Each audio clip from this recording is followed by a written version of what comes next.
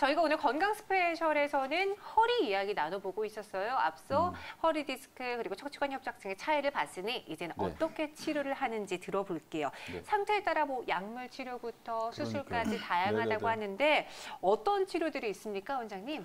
네, 네. 지금 말씀하신 것처럼 디스크 치료는 정말 다양한 방법들이 있습니다.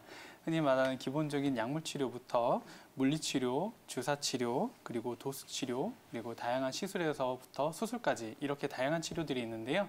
이 치료를 결정하는 데 있어서 가장 중요한 건 바로 환자분의 증상과 우리가 앞서 말씀드린 디스크나 협착의 정도를 보고 결정하게 됩니다. 다행히 환자분의 통증이 심하지 않은 경우, 신경 증상이 없는 경우에는 우리가 일단 기본적인 약물 치료와 물리치료, 그리고 도수치료라는 운동치료와 함께 충분한 안정과 그리고 휴식을 먼저 취하게 됩니다. 그리고 이렇게 치료를 해서 증상이 호전되는 경우에는 꾸준한 운동치료를 병행하게 되는데요. 만약에 증상이 계속 지속되는 경우, 통증이 쉽게 사라지지 않고 남아있는 경우, 그리고 다리 쪽으로 내려가는 신경 증상이 동반되는 경우에는 흔히 말하는 주사치료를 고민하게 됩니다.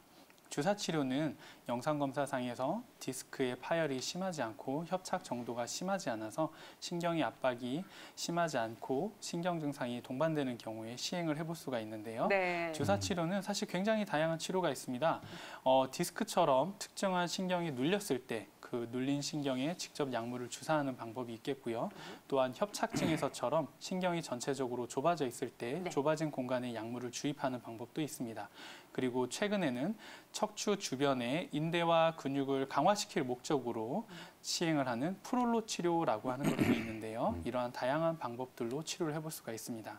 네네. 지금 말씀해 주신 건 이제 보존적 치료에서 근데 뭐 시술 이런 것들이 있다라고 말씀을 해주셨는데 네. 이 중간 단계 이제 수술까지는 아무래도 겁이 나니까 중간 단계 이제 시술 같은 거를 주로 이제 고민들을 많이 생각하죠. 네. 하게 될 텐데 주로 어떤 척추관 협착증하고 추간판 탈출증에는 어떤 시술 방법이 있을까요, 원장님?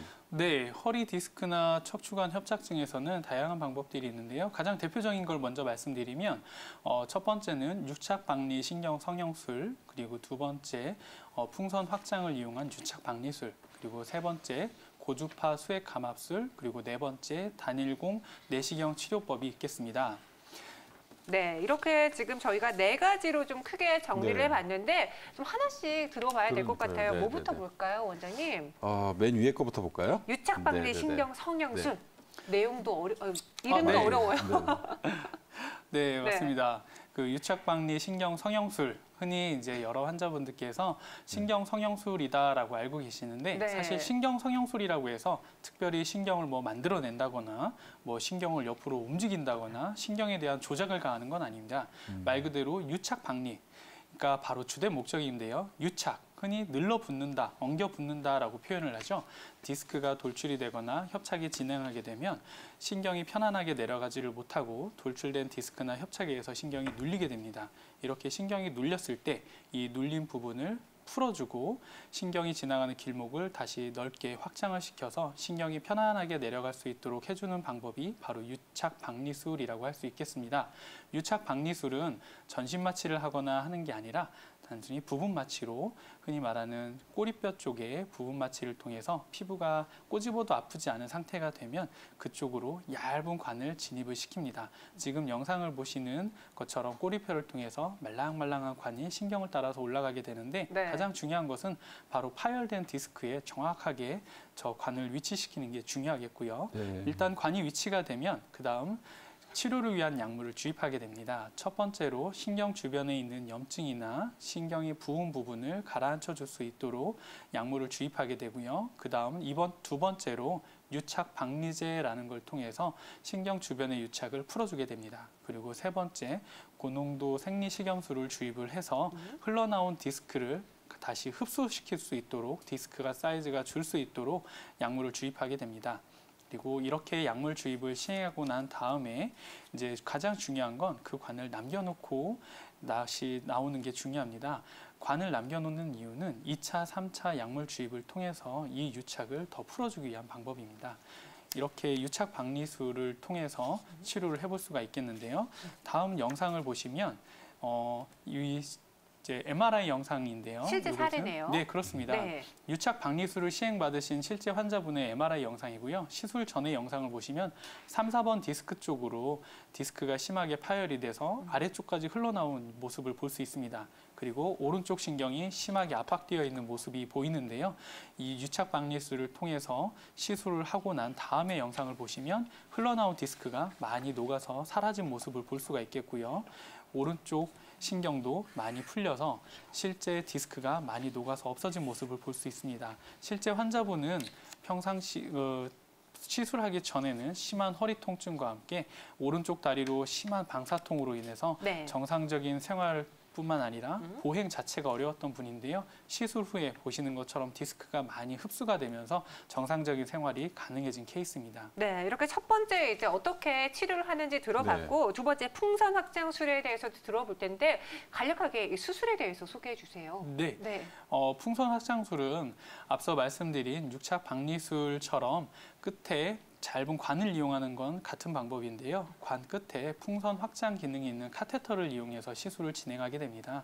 동일한 방법으로 뿌리뼈를 통해서 관을 삽입을 하게 되고요. 지금 영상에서 보시는 바와 같이 약물을 주입하는 게 아닌 끝에 달린 풍선을 확장시킴으로써 디스크로 인해서 또는 협착에 의해서 신경이 눌려 있는 부분을 좀 더 물리적인 방법을 이용해서 그 공간을 넓혀줄 수 있는 방법입니다. 다만 풍선 확장술을 할 때 조심해야 할 점은 네. 과도하게 풍선을 확장시킬 경우에는 이 좁은 부위를 넓혀주는 기능뿐만 아니라 바로 옆에 지나가는 신경을 압박해버리는 경우가 있습니다.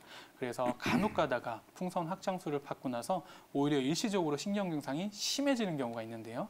흔히 말하는 감각이 떨어진다든지 다리가 힘이 빠진다든지 하는 증상들이 일시적으로 나빠지는 경우가 있습니다. 그래서 풍선 확장술을 시행할 때에는 꼭 정확한 부위에서 너무 과도한 풍선 확장이 이루어지지 않도록 신중하게 시술을 시행하는 게 중요합니다. 네. 그리고 고주파를 이용한 수액 감압술과 내시경을 이용한 시술법도 알아볼게요. 저희가 좀 수술이라던가 시술이 여러 가지이기 때문에 그러니까요. 좀 우리 시청자분들이 헷갈리실 좀 것 같아요. 혼란스러울 수 있는데요. 각각의 특장점은 어떤 것이 있을까요? 네.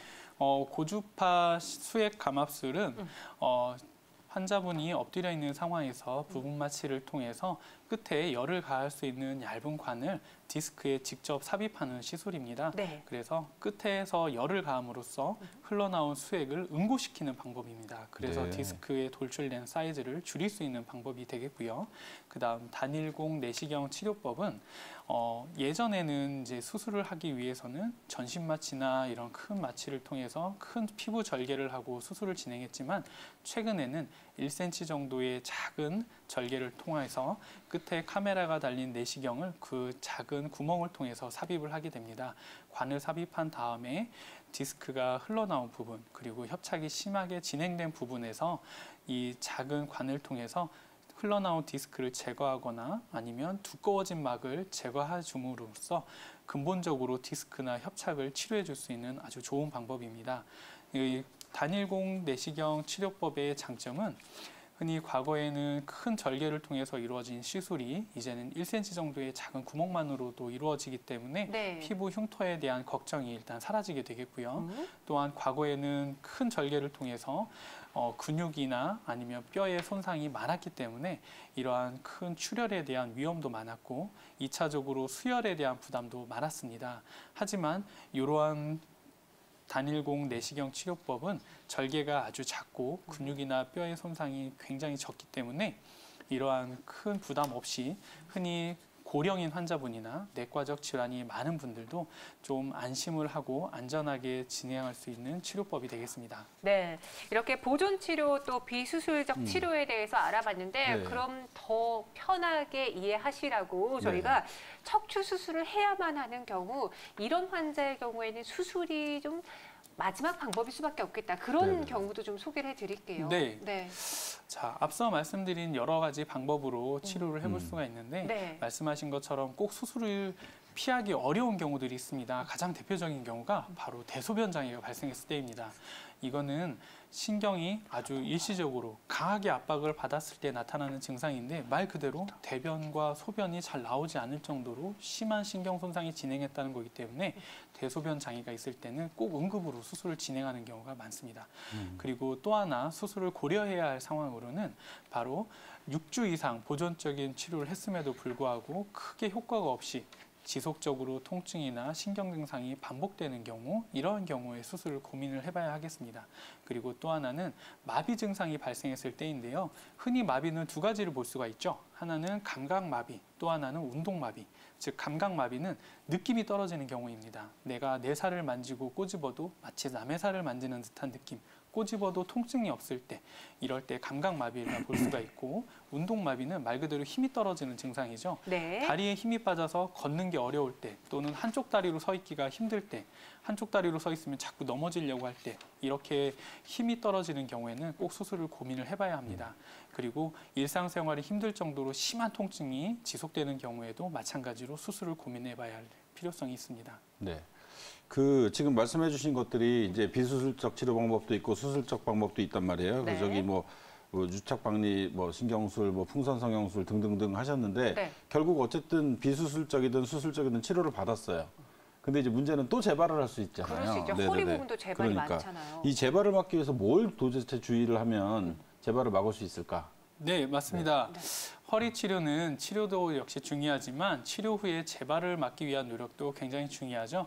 일반적으로 허리 디스크나 이런 협착은 많이 재발할 수 있다라고 이야기를 하는데 10명 정도가 치료를 받았다고 했을 때 약 한두 명 정도에서 재발이 네. 발생한다라고 보고 있습니다. 그만큼 재발을 막기 위한 노력이 중요한데요. 가장 중요한 건 일단 체중 관리라고 볼 수 있습니다. 일반적으로 복부 비만이라고 하는데요. 복부 비만, 비만이 심해질 경우에는 허리로 가는 부담이 늘게 되고 결과적으로 디스크에 발생하는 스트레스가 늘게 됩니다. 그래서 재발률이 높아지게 되기 때문에 꼭 허리 치료를 받는 분들은 적절한 식사요법이나 식이 조절 그리고 꾸준히 걷는 운동을 지속적으로 시행함으로써 체중 조절을 잘 해주시는 게 중요합니다. 그리고 과도한 음주나 흡연은 이러한 허리 통증과 신경 증상들을 악화시킬 수 있기 때문에 꼭 피해야 합니다. 네, 이렇게 저희가 허리 질환 치료 이후에 어떻게 생활 관리를 해야 그러니까요. 되는지 전해드렸어요. 꼭 체중 관리하시고요. 평소에 먹는 게 중요하잖아요. 약보다 중요한 게 내가 뭘 먹느냐 이거라고 하니까 네, 식단 관리도 하시고 그리고 과도한 음주, 흡연, 허리 안 좋습니다. 네. 이런 점도 삼가시길 바랄게요. 네, 이렇게 건강 스페셜 오늘 저희 허리 이야기 나눠봤어요. 왜 아픈지 치료법까지 전해드렸으니까요. 잘 참고해 보시기 바라겠고요. 네. 저희는 다음 이 시간 더욱더 알찬 정보로 찾아오도록 하겠습니다. 시청해주신 여러분 고맙습니다.